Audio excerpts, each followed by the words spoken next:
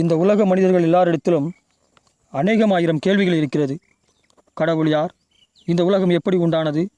எனக்கு ஏன் இப்படி நடக்கிறது? அவனுக்கு ஏன் இப்படி நடக்கிறது? அவர்களுக்கு ஏன் இப்படி நடக்கவில்லை? இதைப்போல இந்த உலகத்தில் ஒவ்வொரு மனிதனும் தான் பார்க்கிற, கேட்கிற, கேள்விப்படுகிற எல்லாவற்றை குறித்தும் கேள்விகள் இருக்கிறது.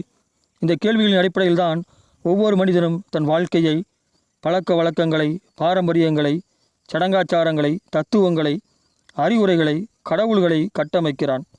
இதுபோல அவன் பெற்றுள்ள, நம்புகிற விடைகளை வைத்தும் வாழ்க்கை முறைமைகளை கட்டமைக்கிறான்.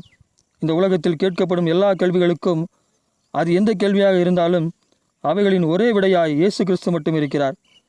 கேட்கிறவர்கள் கேட்கும் எல்லா கேள்விக்கும் அவர்கள் கேட்கும் கேள்விக்கு ஏற்றாற்போல் பதில் சொல்லவும், அவர்கள் புரிந்து கொள்ளும் விதத்தில் விடை சொல்லவும் வேண்டும்.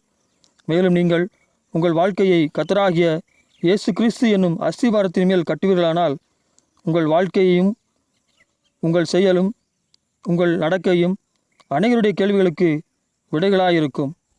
உங்கள் வாழ்க்கையும் உங்கள் செயலும் உங்கள் நடக்கையும் அநேகருடைய கேள்விகளுக்கு விடைகளாயிருக்கும்.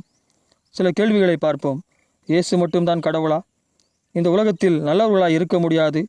ஏமாற்றாமல் தொழில் செய்ய முடியுமா? இது போன்ற அநேக கேள்விகள் இருக்கிறது. நீங்கள் இயேசு கிறிஸ்துவின் பாத அடிச்சூடுகளை பின்பற்றுகிற பொழுது அநேகருடைய கேள்விகளுக்கு உண்மையான பதிலாயிருப்பீர்கள். உங்களில் இயேசு கிறிஸ்துவை பிரகாசித்து காட்டுங்கள். அதற்காகத்தான் நீங்கள் ஒவ்வொருவரும் கிறிஸ்தவர்களாய் அழைக்கப்பட்டிருக்கிறீர்கள். ஆமேன்.